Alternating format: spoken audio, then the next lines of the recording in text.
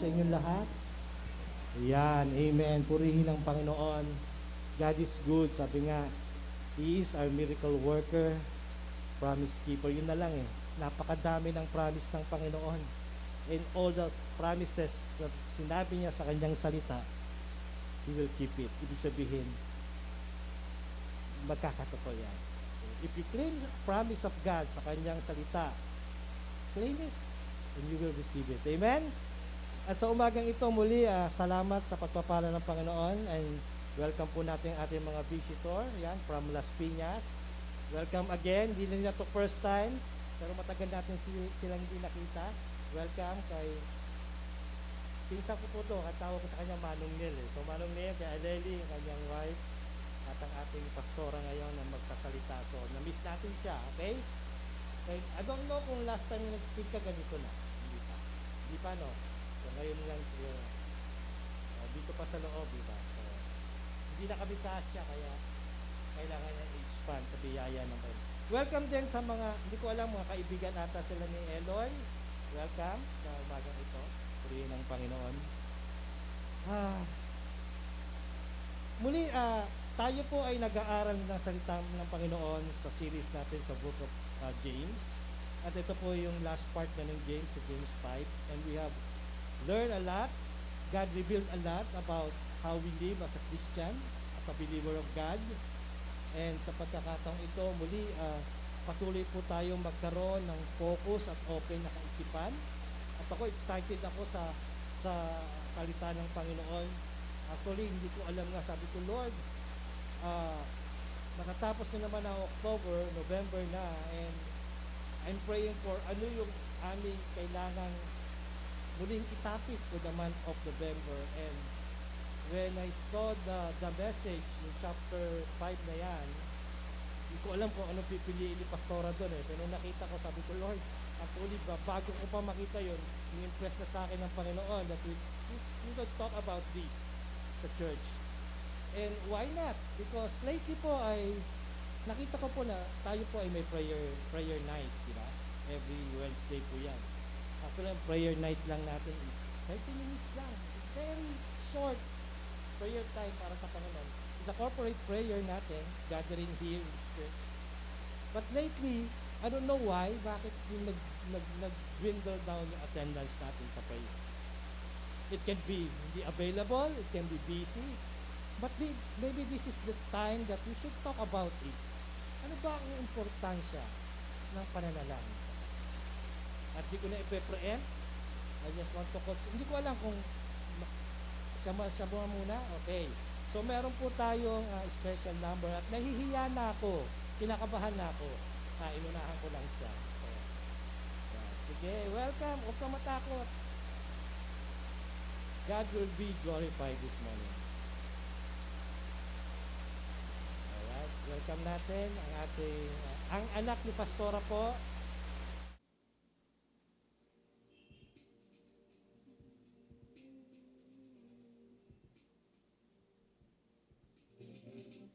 Before I bring my need, I will bring my heart. Before I lift my cares, I will lift my arms.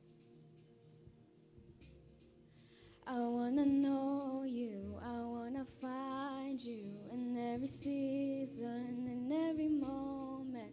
Before I bring my need, I will bring my heart and seek you first. I wanna seek you, I wanna seek you first. I wanna keep you, I wanna keep you first. More than anything I want you first.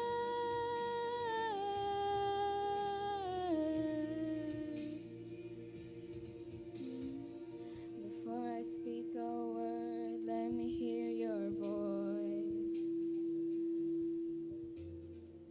And in the midst of pain, let me feel your joy.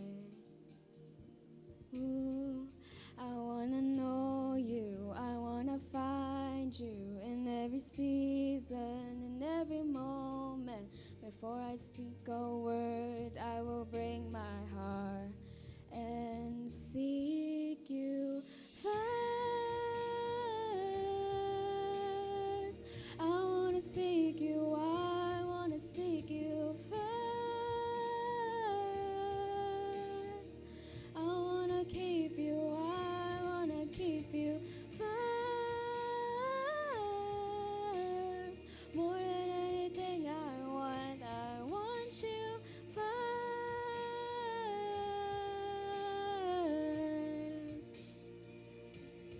You are my treasure and my reward.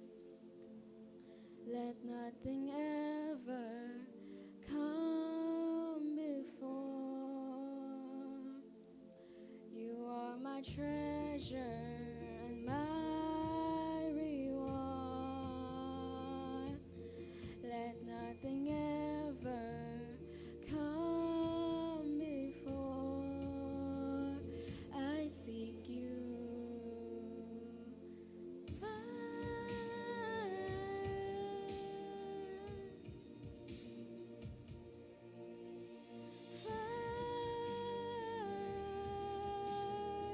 I wanna seek you, I wanna seek you first.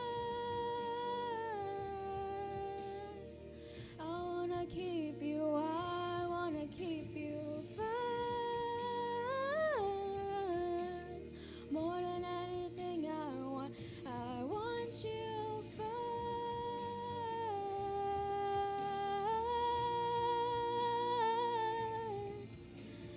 First.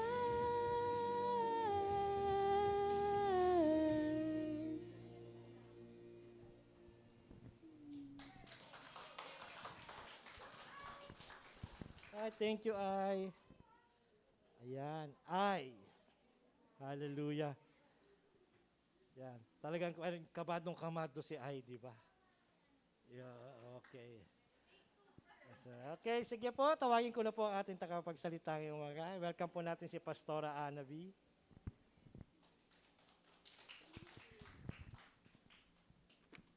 Ayan, siya na lang, wag na ako. Ganon din po yung boses ko, kaya lang namaos lang. Yan. Sige. Okay, yan. Good morning po. Ayan, I'm so blessed kasi na-invite ulit ako. Yan. So, nakakadalawa na kayo si Kuya Jo pa, hindi ko man na-invite yeah, i-sked natin yan si Kuya Jo. Yan. So, I praise and thank the Lord kasi, yan, maaga kami kanina. Kasi meron sumama sa amin na at least iba naman add-on. At siya ay para makadalaw na rin daw po dito sa inyo. Yan. So sabi ko, yung mga sasama sa akin, dapat mayroong gagawin. So, kanina si Kuya Neil nag-drive. Tapos si Ate Aleli, may sipon, sayang magbaback up sana kay Anchang. Tapos si Anchang kumanta. Ayan. So para at least, minsan lang kami makapunta, package na. Yan. Di ba? Yun ang maganda. Kasi gustong sumama. So, ang sabi po ni Kuya Jo, kayo ay nasa James na. Yan. Alam niyo po, inaral namin to sa aming church. Tapos na kami sa James. And it took us siguro mga almost, kasi ginawa ko talaga isa-isa. So, talagang sinuyod namin yung verses ng James, which is ang ganda-ganda. So, lahat ng chapter, walang kawala. Pero inabot kami siguro ng almost 3 months. Kasi hindi naman minsan mayroong nagbabago, ganyan. Pero talagang tinapos namin. Book series din po kami. Ngayon nasa 1 Thessalonians kami. Yan, 1 Thessalonians naman kami inaaral namin. So maganda siya. Alam niyo po ba ang aklat ng James? Nawa, marami kayong natutunan kasi nandito na kayo sa last chapter. Nung sinabi ni Kuya Jo, last chapter, hindi ko alam kung anong verses. Sabi niya, bahala ka na sa kung ano yung lead ng Spirit.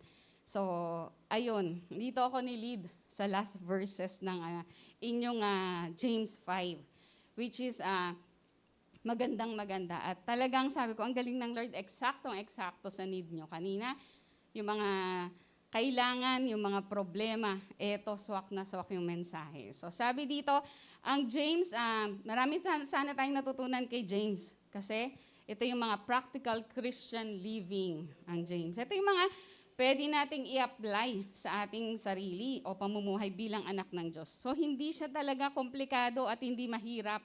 Ito yung isa sa pinakamagandang libro na kung saan panahon nila nangyayari at panahon din natin nararanasan natin. So ito yung magandang gagabayan tayo. So ngayong umaga po, pag-uusapan natin ng salitang ayaw natin marinig. Alam niyo kung ano? Letter T sa English, letter G naman sa Tagalog. Ito ay ang trouble, trials, pwede sabihin, or gulo sa Tagalog, sabi. So para sa iba, ang gulo po, o yung trials, o yung trouble, laging nandyan yan. Diba? Agree kayo, laging siyang nandyan. So, nasa paligid lang. Kung saan ka magpunta, pwedeng may gulo. Sabi nga daw sa mga kabataan, kapag tinawag ka na ng nanay mo sa kumpletong pangalan, alalagot ka. Alam mo na ang kasunod. Alam na this, sabi nga. Di ba? So, mayroon pong isang batang lalaki. Lagi siyang nagpipray kay Lord. Sabi niya, Lord, ingatan mo yung aking daddy. Ingatan mo yung mami ko, yung kuya ko, yung ate ko, yung aso namin, at ako. Sabi, kumpleto yung panalangin ng bata. Lahat. Ingatan mo rin, Lord, yung sarili mo. Sabi niya, ingatan mo rin, Lord, ang sarili mo. Kasi, kapag may nangyari sa iyo, we're all gonna be in trouble. Sabi ng bata. So kapag may nangyari daw sa Lord, patay din kami. Lahat kami damay-damay. Kaya Lord, ingatan mo yung sarili mo. Di ba ganun yung bata? So ang aklat ng James ay sinatawag na mapanakit na aklat. Yan, mapanakit ha. Kung present ka lagi, sino po dito nakatapos nung lahat ng chapter ng James? Natapos nyo po ba? Sana naman natapos nyo, walang absent. Ang maisasabi ko po sa inyo, congratulations, kasi binabati ko kayo dahil nakapagpatuloy kayo at hindi kayo naapektuhan ng mga sinasabi doon ni James na kung saan hinahalin tulad niya bilang isang mananampalataya. Kasi pag nawala na, hindi natapos yung James, ibig sabihin nasaktan na doon sa mga pangaral at mensahe ni James. Ayan. So meron po, kasi sa amin po kasi, o diba, lakas? Sa amin po, hindi lang siya, pagkatas na ito kasi meron kami discipleship eh. Yun nga yung sabi ko kay Kwejo, yung ginamit namin na book, parang naubos na yata. Yung ginamit namin na book, James pa rin, Santiago pa rin. Kaya walang kawala yung naatin sa disciple. Kumbaga, narinig na nila yung preaching, tapos dito naman, hinihimay pa namin sa disciple. Kaya talagang sabi nila, grabe na masakit talaga. Mapanakit talaga to si James. So sabi dito ang ating message with my PowerPoint. Ayan, may maririnig kayong sound. Paki-click nga po. Kita nyo. Labo pala dito. Yan. Sige, click nyo yan. Ay, walang sound. Ulit.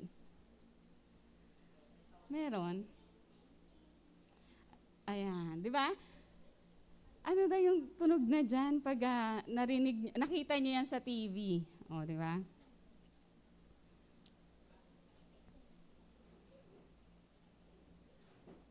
Meron. Ayan. So, yon ay paalala, di ba? Paalala, babala ng MT o RCB, di ba? Na kung saan kapag nanood ka o meron kang tinignan na mga masiselan, yun din yung ginagawa ng aklat ni James. So, may mga babala siya sa atin, may mga warning bilang isang mananampalataya. So samahan niyo po ako, ang title natin, The Prayer That Changes Everything. Yun ang ating mensahe ngayon. Samahan niyo po ako, tayo po tayong lahat in James 5:13 to 20. Babasahin ko po siya sa New King James Version sa aking salin. So kayo, samahan niyo ako, any translation you have, you can read with me. James 5:13 to 20. Is anyone among you suffer? Let him pray. Is anyone cheerful? Let him sing psalms. Is anyone among you sick? Let him call for the elders of the church, and let them pray over him. Anoint him with oil in the name of the Lord. 15. And the prayer of faith will save the sick, and the Lord will raise him up.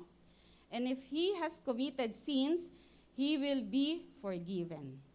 Confess your trespasses to one another and pray for one another, that you may be healed. The effective, fervent prayer of a righteous man avails much. 17. Elijah was a man with a nature like ours, and he prayed earnestly that it would not rain, and did not rain on the land for 3 years and 6 months. And he prayed again, and the heaven gave rain, and the earth produced its fruit. 19. Brethren, if anyone among you wanders for the truth, and someone turns him back, let him know that he who turns a sinner from the error of his way will save a soul from death and cover a multitude of sins. Pagpalain ng pagkabasa ng salita ng Diyos. Let's pray. Mang Banal, marami pong salamat sa umagang ito. We thank you, Father God, sa iyong presensya. Alam namin na since kanina, Panginoon, kasama ka namin. Dalangin namin, let the Holy Spirit, Father God, enlighten our hearts and our mind as we hear your word, Panginoon, sa umagang ito. Gamitin mo ako as a vessel, as a channel of your word. Dalangin namin, Panginoon, anuman yung pangangailangan namin, sa iyo namin ilalagak sa paanan mo sa mga oras na ito. At dalangin namin din, even the destruction na gagawin ng kaaway, in Jesus' name, hindi siya magpe-prevail. Bagkos yung salita mo yung mangunguna, Panginoon. Ano man din, ihanda mo kami, Panginoon, sa gagawin mo. Let the move of the Holy Spirit, Father God, enlighten us and guide us, Father God. Sa iyong papuri, sa tanging pala ni Kristo Jesus. Amen. Okay, sige. Ayan. Dito wala. Wala dito. Okay. Sige, yan na lang. Kita niyo naman, ano. So, sabi dito, sinimulan ni James, kung batignan natin yung verse, sinimulan ni James ang kanyang mensahe sa isang simpleng tanong. Di ba? Question. Isang tanong. Ano yung sabi niya? Mayroon bang nahihirapan sa inyo? Sabi niya, mayroon bang nahihirapan sa inyo? Anong sikreto?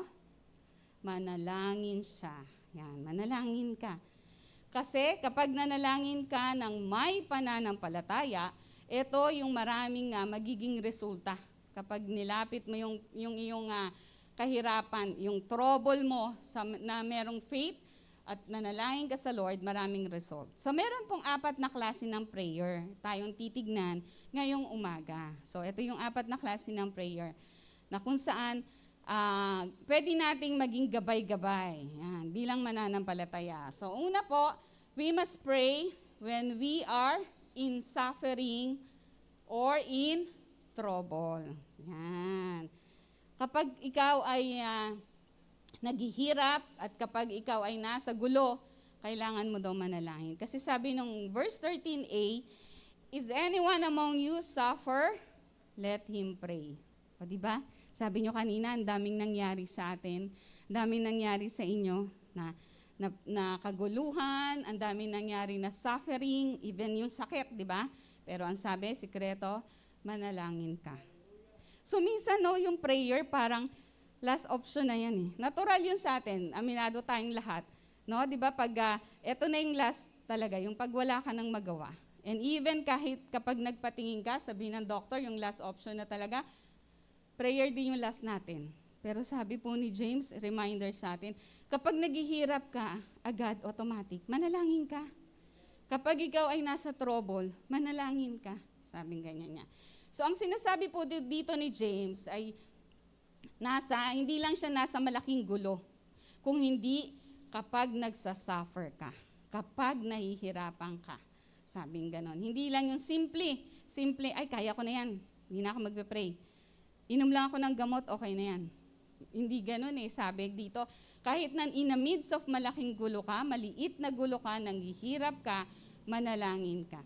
So magkaiba po yung trouble at suffering. Magkaiba yon. So prayer, when you are in trouble, pero wag din natin tayo magulat kapag nasa gulo na rin tayo. So wag ka rin para bang ano ba yung Kristiyano na ako, pero bakit nagsasuffer pa ako? Di ba merong mga ganong tanong, bakit kailang naging Kristiyano na ako? Parang lalong dumami yung paghihirap ko. Di ba, bakit kaya ganon? Pero sabi nga, kahit nandun ka sa ganong area o time ng buhay mo, manalangin ka.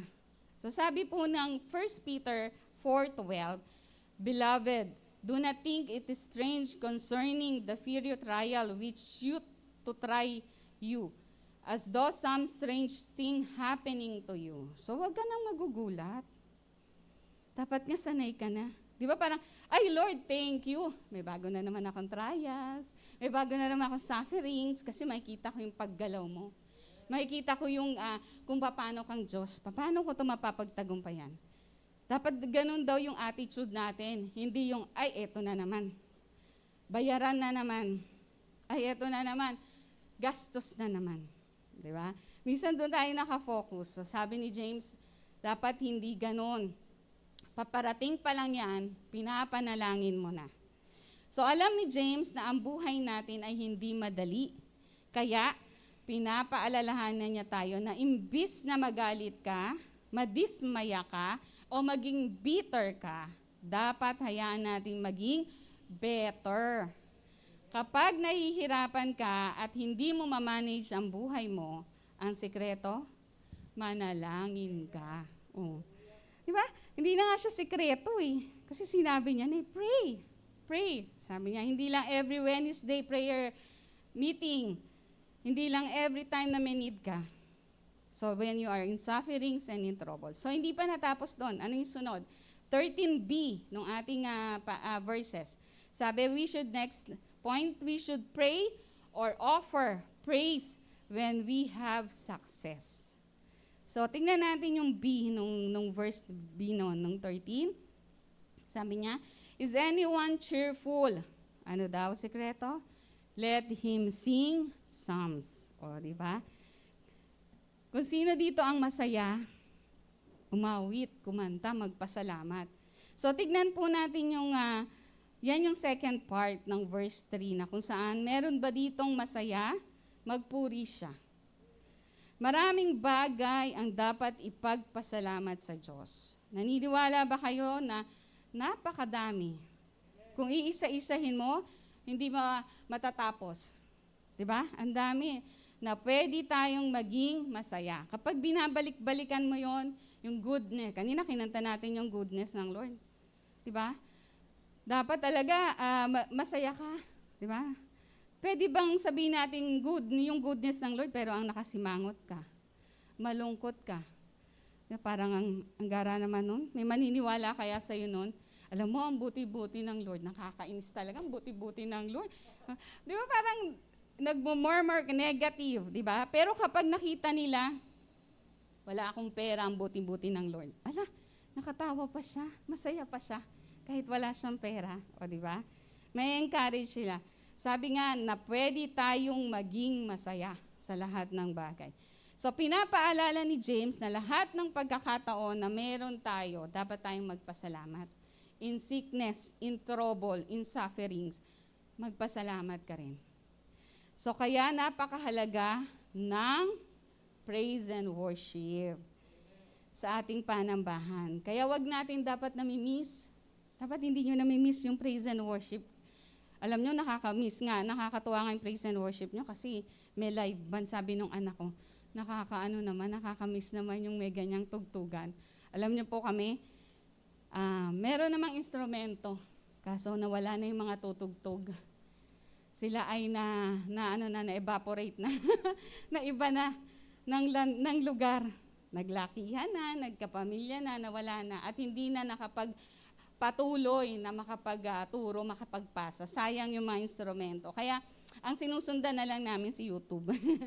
Kaya kanina, ang ganda. It's the first time ulit namin na may live band, may tumutugtog. Ayan, di ba? So kaya dapat wag niyo mamimiss yung yung worship. Part 2 ng panambahan eh. Minsan pag na late kayo dumating, parang may kulang, no? Pag late ka na, pag preaching na, parang may kulang. Sa amin po ang preaching ginawa namin ni last part.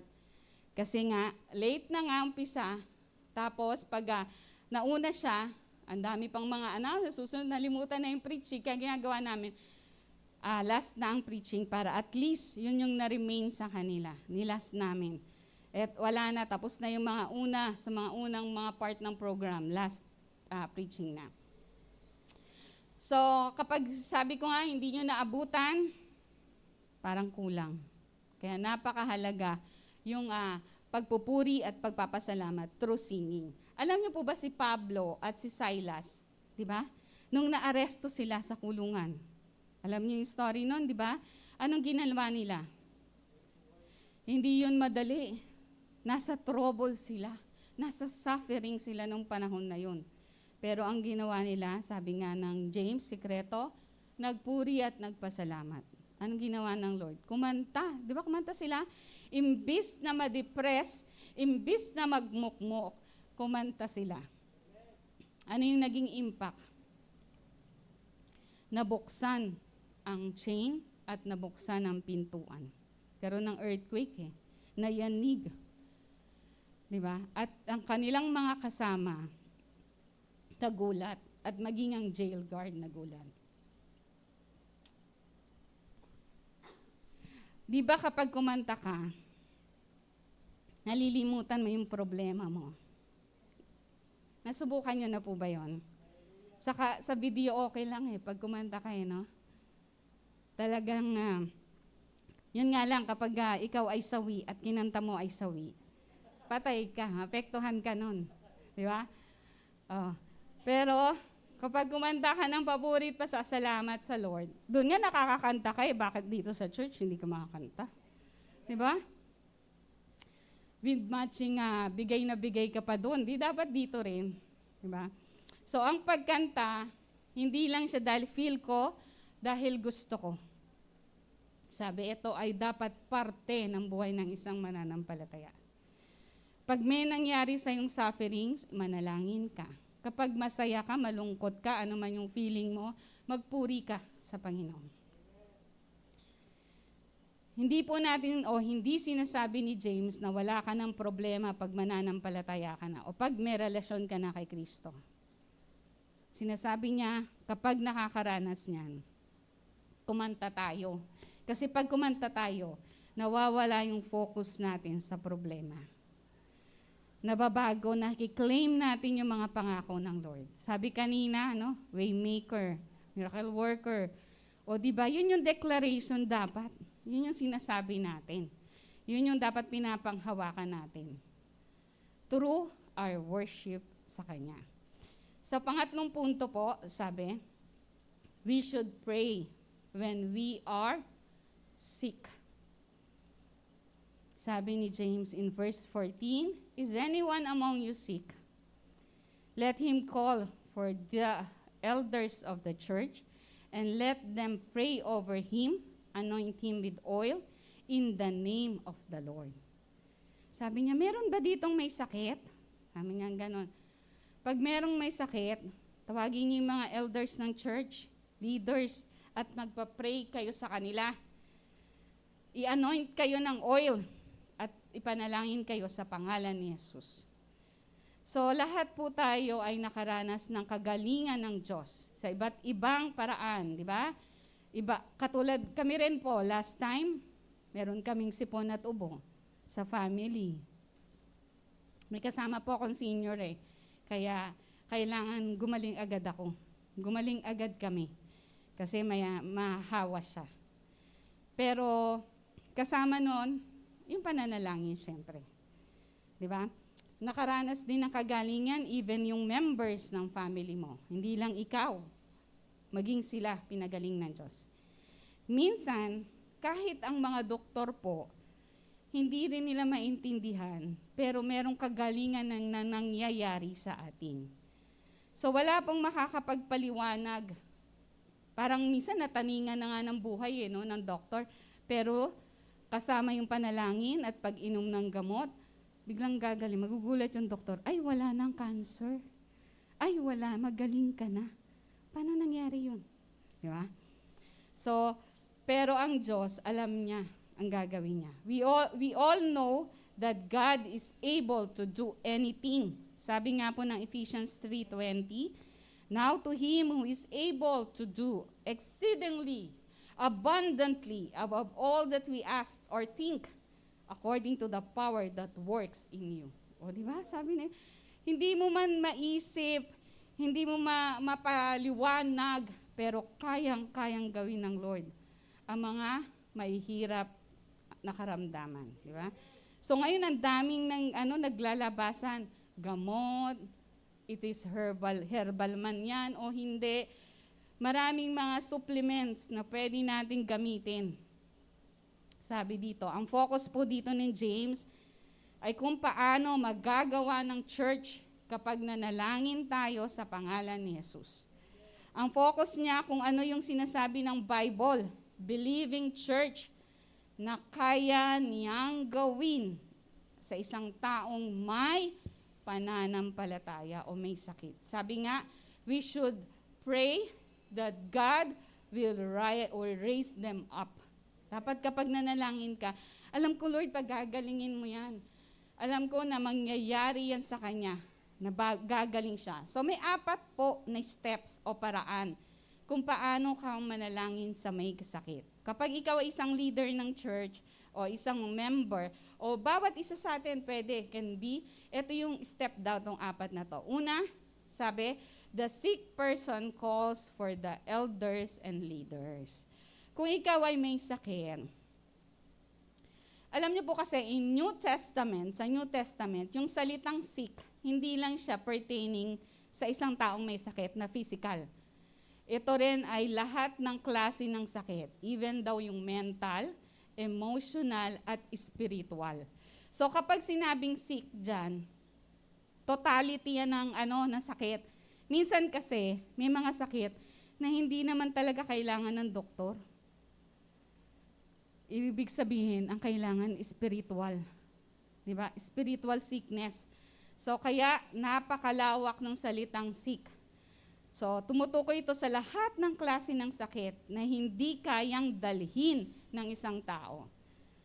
So naranasan nyo ba o nararanasan nyo na ba ang ganitong klase ng sakit? Na kung saan meron daw 2 dahilan bakit tinatawag ang leaders ng simbahan o ng church. Una, they represent the church. At pangalawa, they should know how to pray. Kapag ba tayo di ba mas kapag may sakit, meron ba kayo dito na kapag may sakit ang isang kapatiran, nag-message, tapos bibrigade na. Oy, pag-pray nyo si ganyan, operahan si ganyan. Di ba lahat tayo message na natin, pag-pray na, pag-pray. So, ito yon yung konsepto nun, na kung saan hindi lang yung leaders, hindi lang yung elders, maging yung church member could pray for you, could pray for one another. Napakahalaga na dapat yung prayer mo para rin sa iba. Lalo na yung mga taong may sakit. Pangalawa, pangalawang step, the leaders or elders go to the sick person. Dapat daw ang isang leaders o ang isang elders, so nung sinabi dyan, di ba may S, so ibig sabihin marami. Ibig sabihin, pupuntahan nila. Mas maganda kapag marami ang leaders or elders na bumibisita o nananalangin sa taong may sakit. Diba? Minsan iba rin yung kasi yung personal mong nakikita na bibisita. Kasi nagpapakita to ng care at sincere ang isang leader. Di ba masarap na pag may sakit ka, bisitahin ka ng pastora, ng leaders. Di ba? Parang alam mo na, ay concerned sila sa akin. Ay, namimiss nila ako. Di ba? So, ito yung konsepto nun, sabi ni James. Pwede namang mag-text, mag-video call, pero iba kasi yung personal visit. Diba? Iba yun eh. Para ipanalangin ng isang taong may daladalang kabigatan o sakit. Para ipakita mo na talaga yung total care. Diba parang mas maganda pag may sakit ka, no? May message mo yung pastor, no? Parang iba yung prayer ng pastor eh. Parang ganun yung iba, no? Pwede na may pag-prayer ng ng asawa mo. Hindi, kay pastor ako to ipapray. Hindi, kay pastor ko to ilalapit. Parang kala mo talaga may kakaibang panalangin itong mga pastor and mga leaders na to. Siguro eto yun yung verse na to. Dito to nakuha. Kasi nga, alam nila na pagpastor o pag-leaders, may kakaibang anointing yan. Kasi sabi ng pangatlong step, the leader prays o pray and anoint with oil. Yan. Naranasan nyo na bang ma-anoint ng oil? Ito po yung sinasabi ni James na kung saan, anoint the sick person with oil, nung verse na binasa natin. So sabi sa leaders, papag-pray mo siya, hindi mo lang siya papag-pray, kundi bibisitahin mo siya, pupuntahan mo, lalapitan mo, at may dala-dala ka pang oil. Sabi, papahiran mo siya ng oil. Sa panahon nila, literally, pahiran ng langis ang taong may sakit sa panahon nila. Alam niyo po ba yung langis na yon ay olive oil? Hindi po yung panluto, Ngayon, mantika na yung olive oil, Hindi yun. Pag naman, baka maprito na, So, sa panahon nila, ibang klaseng olive oil yun. So, kapag ang priest, ang leaders, laging may daladalang oil yun, napahidan. So, ang olive oil po, sa panahon nila, ginagamit sa iba't ibang purpose. Bakit kaya may oil? Kapag ang hayop ay nasugatan, nung panahon nila, pinapahira nila ng oil para maibsan ang sakit at makatulong mag-heal sa sugat. So kapag nasugatan siguro yung mga sheep, yung mga lamb, papatihiran nila ng oil yun. Diba? Sabi po ng Psalms 23:5, sabi ni David said, "You anoint my head with oil." O, diba? Sabi ni David. Pangalawa, ginagamit ang oil para isang sangkap ng cosmetic nung panahon nila sa mukha, pagpapaganda ng mga babae. Sabi ng Psalms 104:15 says, God gives us oil to make a man or woman face shine. O, di ba? Malamang isang component ng pulbos o ng face powder ay yung oil. May tulong yung oil. Di ba yan din yung ginagamit yung sa mga gustong magpaganda? Yung mga serum. Oil din yun, di ba po? So yun. Pangatlo, at nung panahon nila, ang mga lalaki, kapag ito'y na-promote o tinatalaga sa bagong office, ina-anoint ng oil. Yun ang ginagawa. Di ba si Samuel, paano niya in-anoint si David? Di ba? Oil din. Paano rin sinamba ni Mary si Jesus? Ano yung binasag niya? Pabango yun. Pero oil yun na pabango. Di ba? So, nagbibigay yun ng respect, nagbibigay ng honor.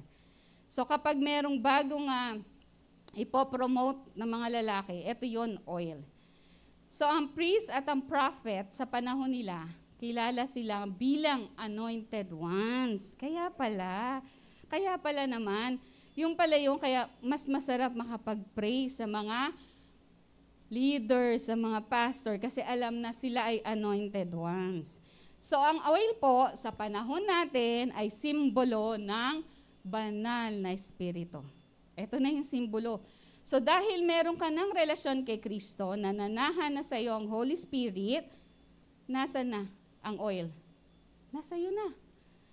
Kaya pwede na rin naman kayong makipag-pray sa iba. Kasi meron ka ng banal na espiritu, pinananahanan ka na . At yun yung ginagamit.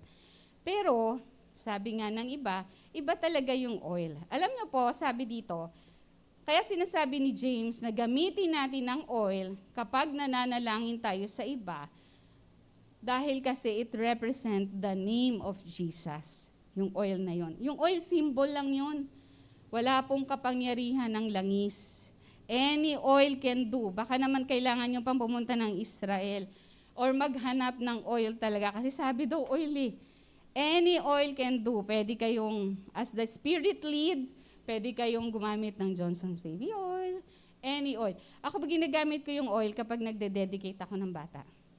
Pag nagde-dedicate ako ng bahay, pag nagde-dedicate ako ng sasakyan. Yun ang ginagamit ko. So anything naman na oil can be. Kasi wala naman yung power talaga . Pero yung pangalan ni Jesus, habang ikaw yung nananalangin, yun ang may kapangyarihan. That makes the oil powerful. Diba? So paalala lang po na sa mga elders, sa mga leaders, sa simbahan, na hindi oil yung nagpagaling sa isang taong pinahiran mo. Kung hindi, yung pananampalataya at yung pangalan ni Jesus na nandun nakapaloob. Meron po akong oil ngayon. Itong oil na to, special to. Ito ay galing sa Israel. Merong kapatiran namin na nagpunta at nagpabili talaga ako. Kasi hindi ako makapunta ng Israel, alam ko yun. Iba yung oil nila doon. Bakit doon pa na oil? Iba yun. Kasi it came sa Israel yun eh. Kung saan nagsimula ang lahat ng nakasulat sa Bible. Kaya siya kakaiba kasi may ibang component to. May frankincense, may myrrh, yung mga seed in-extract from the puno.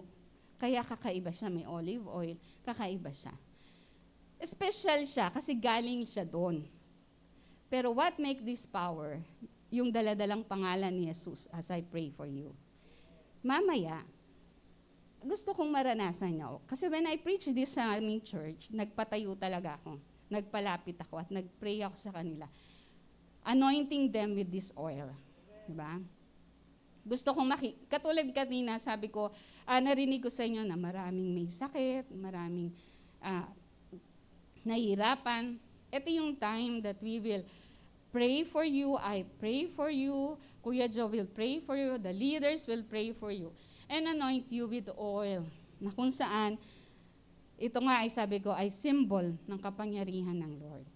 At yung pang-apat na step, sabi, healing comes. Kapag nanalangin na, pinalalangin ka, inanoint ka ng oil, anong kasunod? Healing. In verse 15a, and the prayer of faith will save the sick, sabi ni James. Ito yung panalangin ng may pananampalataya. Sa panalangin, hindi sinabi paano manggagaling o paano mangyayari ang kagalingan. Kung hindi, sabi niya, hindi rin natin pwedeng baliwalain yung mga medical care na nakabigay sa atin o binibigay ng Lord. Healing is healing. Ang kagalingan na nanggagaling sa dalawang paraan, panalangin at gamot. May iba kasing katuruan. Parang iniisip nila, ay hindi, panalangin na lang, okay na yan. Hindi na ako inom ng gamot. Hindi na ako magme-medication kasi nanalangin ako. Okay yun, kasi sobra yung faith niya talaga, no? Pero huwag nyo rin babaliwalain yung gamot. Di ba? Yung doktor. Pwede siyang madali kasi. Pwede ring mabagal. Pwede ring miracle or pwede ring medicine ang gamitin niya. Pwede ring kombinasyon ng dalawa. Kaya mas maganda na nananalangin ka at nagme-medicate ka rin, nag-iinom ka rin ng gamot at nagpapatingin ka rin sa doktor. Kaya ang paggaling sa Diyos yun, alam niya, alam natin, binibigay yun sa atin. Pero kailangan din at binigay din ng Diyos ang mga taong pwedeng makatulong sa atin. Kasi minsan parang, hindi na ako inom ng gamot kasi pinagaling na ako ng Lord eh. Nasobrahan naman. Kailangan mo rin uminom ng gamot. Kailangan mo rin magpatingin. Kailangan mo samahan yun, i-combine yung dalawang yun. Pero bakit kaya ginagamit ng Diyos ang doktor at ang gamot? Kasi gusto niya makita ang kapangyarihan niya sa mga taong to. Dahil pinipili niya na ma-involve ang mga ito sa proseso ng paggaling. Di ba pag nanalangin ka, hindi naman instant magaling na yung tao? It took, araw, months, years bago gumaling. Pag uminom ka ng antibiotic, ang sinasabi doon, 7 days. Pagkatas ng 7 days, magaling ka na kaya? Tingin nyo, naobserbahan nyo ba mag-antibiotic? Inom ka ng 7 araw, sunod-sunod. Pagkatas nang gumaling ka na? Hindi pa. Kapag gagaling. Bibilang pa yun ng ilang araw. Lalo na kapag ubo. Alam niyo po, naranasan namin yun eh. Inubo kami. Grabe, sabi ko. Nag-antibiotic na. O dagdagan pa natin ng antibiotic, sabi ng doktor. O sige, inom pa. Sabi niya, tama na. Tapos na, huwag ka na mag-antibiotic na. Kailan ka na. Gagaling ka na yan. Healing process na yan. Oo nga, ilang araw, ilang linggo, nag-subside na. Kasi i-epekto na yung gamot eh. Hindi naman pag inom mo agad, totally wala ka na eh. Unti-unti yun, e-epekto yung gamot sa'yo. Intay ka lang. Huwag ka magmadali, anak. Kaya ganun din sabi ng Lord, di ba? Wait ka lang. Nandyan yung healing process ko sa'yo. Hindi naman pag sinabing inoperahan ka, tayo ka na, okay ka na eh. May recovery nga eh, na tinatawag. Di ba? I-heal kita. Pag nabalian ka, pag kinas ka, hindi naman pag alis ng kas, makakalakad ka na eh. Okay ka na. Hindi. May healing process. Sa Bible, makita natin ang mga nangyayaring pagpapagaling kapag ginagawa ng tao. Ano ba yung mga step ng kanilang pagpapagaling na merong kasamang pananampalataya? Yung kwento ng babae. Paano siya pinagaling? Nung hinawakan niya yung garment ni Jesus. Di ba yung faith niya? Yun naman sabi, di ba? Di ba sabi niya, mahawakan ko lang yung laylayan ng damit ni Jesus, sigurado gagaling ako. Dinudugo ako for ilang taon. Pero pag hinawakan ko to, faith yun. Ano pa? He told the man na paralitiko. Ano sabi ng Diyos, ni Jesus sa paralitiko every time na magpapagaling siya? Ano sabi niya? Get up and walk. O, di ba? Hindi man sinabi ni Lord, sige, mga ano muna saglit lang, maya-maya. Di ba? Get up and walk. Yung blind man, paano niya pinapagaling? Di ba sabi? Wash his eyes sa pool ng Siloam. Di ba? Naghilamos.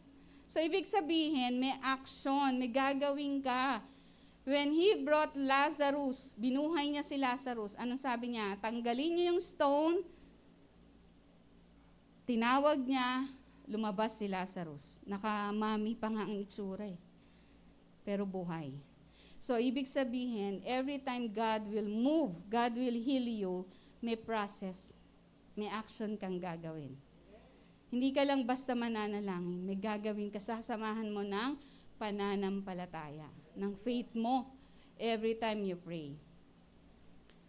Alam niyo po sa anak ko, 2 anak ko Ang isang pinakalaging prayerful, ayan yung kasama niya, si Anchang. Lagi yung napaka-prayerful niyang batang yan. Every time, Chang, pag-pray mo ko titigil yan. Chang, anong ginagawa mo? Nagpe-pray nga ako Sabi niya gano'n. Sa school, sabi niya, ganun pa rin pala ginagawa niya. Sabi niya, alam mo ma, minsan nagaganyan ako sa school, nagpe-pray ako. Habang kita. So, napaka-prayerful niya. So, yun yung sinasabi natin na meron kang gagawin. Hindi ka lang mananalangin, samahan mo ng faith at samahan mo ng pagsunod sa doctor and even the medicine. Last, pray when we or you have sin in your life. Dito yung sinabi ni James. In verse 15b, and if he has committed sins, he will be forgiven. Confess your trespasses to one another and pray for one another, that you may be healed. The effective, fervent prayer of a righteous man avails much. Di ba lagi natin sinasabi yan? Kino-quote natin. Pero ano nga ba talaga yung naunang verses na bago sabihin ni James to? The effective, fervent prayer of a righteous man avails much. Ano daw yung sekreto? Ayun confess your sin. Kailangan mo munang maging malinis, humingi ng tawad, para maging effective, fervent ang prayer ng isang righteous na tao. Diba? So, hindi natin pwedeng tignan ang passage na to kung hindi natin i-connect yung physical at spiritual healing. Laging konektado yan. Pwede nating sabihin sa iba na may sakit siya, pero ang dahilan pala, kasalanan. Diba may mga ganong karamdaman? Yung mga kasalanan na minsan nagiging dahilan ng ating pagkakasakit. Agree ba kayo doon? Na minsan yung kasalanan, ang bunga nito, pagkakasakit. Example, nagpuyat ka, nagpagutom ka. Anong resulta? Sakit ka na ngayon. Sakit ulo, hindi makatayo, di ba? Sin can cause depression to David at maging kay David na marami siyang naging kasalanan. Naging mamamatay tao si David, di ba? Nag-commit din siya ng adultery. Kung titignan natin ang kwento niya, mararamdaman natin yung epekto ng kanyang sa physical na katawan niya. Nag-reflect yung kasalanan niya sa physical. Minsan, ang tagal mo ng gamot, pero hindi naman pala gamot ang kailangan mo. Hindi pala kailangan mo doktor. Kailangan mo pa pala ma-heal spiritual. Diba? Punta ka pa kayong kani-kanino. Pero ang kailangan mo lang pala matuwid, maayos na relasyon. Sabi po ng Psalm 32, 3-5, ito yung sabi ni David. When I keep silent, my bones grew old through my groaning all the day long. For day and night your hand was heavy upon me. My vitality was turned into the drought of summer. Shelah, I acknowledge my sin to you. My iniquity I have not hidden. I said, I will confess my transgression to the Lord, and you forgave the iniquity of my sin. Shelah. Alam na alam ni David, Pag sumasakit ang kasukasuhan ko, alam ko nagkasala ako sa Lord. Kapag parang natutuyot na ako yung nagiging, yung pakiramdam ko, lumalayo na ako sa'yo, alam ko may kasalanan ako sa'yo. O di ba, patawarin mo ako, Lord. So, ganun si David, alam niya, every time na parang merong diferensya sa kanya, alam niya nagkasala siya sa Lord. Kaya nga ang guilt at ang kasalanan, ano yung ginagawa nito sa atin? Tingin nyo, ano yung ginagawa ng guilt at kasalanan sa buhay natin? Pinapalayo tayo sa presensya ng Diyos. Nangyari yung kay David. How much more pa kaya sa atin? Kung kay David nga di ba, napaka, lalim na, ako pa kaya? Di ba? Hanggang hindi na kino-confess yung tao yung kanyang kasalanan. So, kapag daw ang taong hindi namumuhay sa kasalanan, yung panalangin daw niya, walang silbi. Kasi di ba sabi doon, confess your sin para yung fervent prayer of the righteous will avail much. O di ba? Parang gumana yung panalangin. Kailangan ikaw, tingnan mo muna, Lord, may mga unconfessed sin ba ako? Meron ba akong ginagawa na hindi kabuti-buti sa'yo? Di ba? Kaya kung ipapanalangin natin ng isang tao, nangangailangan ng kagalingan, mabuting itanong natin sa kanya. Kapag ikaw ay merong ipapag-pray, tanong meron ka bang mga kasalanan? O meron bang nangyari sa'yo baka kasi yun ang kailangan niya na prayer para sa'yo. Lord, o kaya Lord, reveal mo sa akin, parang nakakaya naman, tanongin natin, may kasalanan ka ba? Lord, Holy Spirit, reveal mo sa akin, ano yung needs netong taong to? Ano yung pinagdadaanan ng taong to? Kaya kung ipapanalangin natin ng isang taong nangangailangan ng panalangin, interviewin nyo muna. Kamustahin nyo muna. Huwag yung bigla kayo agad magpe-pray. Di nyo naman alam kung ano yung gusto niyang ipanalangin. Baka magkamali kayo, di ba? Kaya muna, kausapin muna natin siya. Kapag nanalangin tayo, dapat may confidence tayo na lumapit sa Lord at alam natin na kung saan, kasi hindi natin maluloko ang Lord, alam niya yung puso natin every time na lumalapit tayo sa Kanya. Sabi nga, ang panalangin ng may pananampalataya, siyang pwedeng magpagaling ng taong may sakit.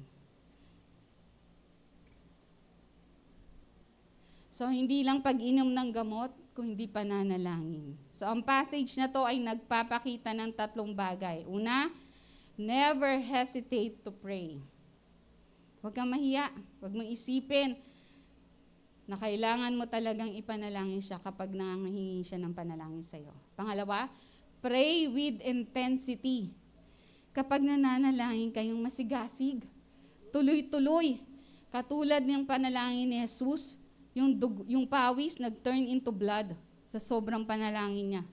Dapat ganun tayo, huwag kayong susuko. every time na may mananalangin para sa inyo. Sabi kanina ni Kuya Jo, konti lang yung inyong attendance. Alam nyo, ganun din po sa amin. Hindi na namin in-name, although na maraming umatin. Ilan lang kami. Pero ang isa lang request ko doon, sabi ko, please lang, yung prayer form, huwag niyong kalimutang sulatan. May mananalangin na nga para sa inyo eh. Wala pang susulat sa prayer form. Ano ipapanalangin namin? Nandito na nga kami. Kaya huwag kayong makakalimot, magsulat ng prayer request. Yun na nga lang gagawin nyo eh. Kasi may nananalangin na para sa inyo. Di ba? Pray with intensity kapag nanalangin ka. At last, pray submissively. Maintindihan natin na alam ng Diyos ang sitwasyon natin more than sa atin. Pero dapat laging kalooban niya ang masunod. Ito yung maganda. Dito nagsara si James sa last verses na ito. Mula 17 to 20. Tingnan nyo kung kanino siya nagsara. Sinong example ang ginamit niya? In verse 17 to 20, Elijah was a man with a nature like ours, and he prayed earnestly that it would not rain, and it did not rain on the land for 3 years and 6 months. And he prayed again, and the heaven gave rain, and the earth produced its fruit. Brethren, if anyone among you wonders for the truth, and someone turns his back, let him know that he who turns a sinner from the error of his way will save a soul from death and covered a multitude of sins. Kung nagawa ni Elijah, magagawa mo rin yun. Gagawan din natin yun kasi iisa lang naman yung Diyos na pinanalanginan niya eh. Diba? I am the same today. Diba? Yesterday, siya rin yun. Kaya, kaya ni Elijah, kaya mo rin yun. Kung ginawa ng Diyos kay Elijah, gagawin niya rin sa yun. Sabi nga, ito again and again, gagawin ng Diyos yun sa iyo. Kung hindi niya pinaulan for 3 years and 6 months, kaya ng Lord yun. Nanalangin ulit sa Elijah, Lord, ulan ka na. Sige na, ulan ka na. Ano? Nagpaulan ng Lord. Di ba? Kaya niya yun. Ngayong umaga, hayaan natin makita ang kapangyarihan ng Diyos. Gumalaw sa kalagitnaan natin. Hayaan natin ipanalangin o hayaan nyo ipanalangin ko kayo. Dala-dala ang kabigatan nyo, sakit na kailangan ng kagalingan, ito man ay spiritual o physical, kailangan mong isuko yan ngayong umaga. Para kung gusto mo ng kagalingan, search your heart first. Lord, ano ba yung mga nagpapahirap sa akin? Alam mo, tong sakit na to, ang tagal-tagal ko nang nagsasuffer. Pero bakit ano ba yung hindi ako gumaling-galing? Lahat na ng gamot, lahat na ng mga herbal, ginamit ko na. Pero bakit hindi ako gumaling? Baka kailangan mo ayusin yung relasyon mo, kapatid, sa Diyos. Baka yun yung kailangan mong gawin natin. Kailangan mong, baka may something na isusuko ka sa Panginoon. Na kung saan ang tagal-tagal niya na sinasabi sa iyo, isuko mo na yan, ibigay mo na yan sa akin. Baka ito na yung oras na yon, di ba? Kaya ka hindi gumagaling. Or, kaya ka hindi gumagaling kasi kulang yung pananampalatayang meron ka. Kaya hindi ako maka-work sa iyo truly yung power ng prayer. Diba? So, hayaan nyo po na as we close, as I pray for you, for one another, isipin nyo na, Lord, ano ba yung pwede kong ipanalangin sa'yo? Ano ba yung pwede kong ilapit sa'yo? Ano ba yung mga bagay na pwede kong isuko sa inyo?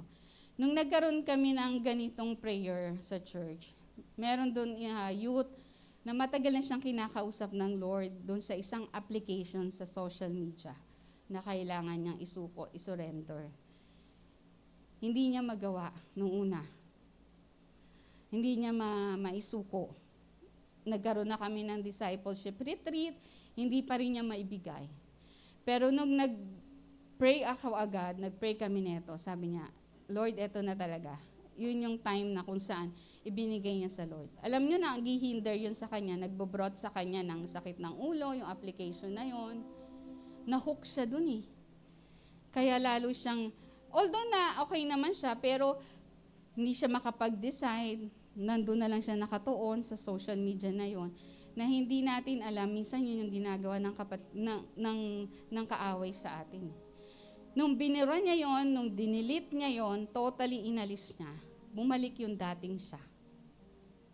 Diba? Akala ko nga, baka may sakit ka, nung patingin ka sa psychiatrist. Magpaano ka kaya? Under ka na kasi ng depression, anxiety, parang ganun na yung nagiging bunga. Pero hindi pala. Yun lang pala, isuko mo. Baka ganun din sa atin.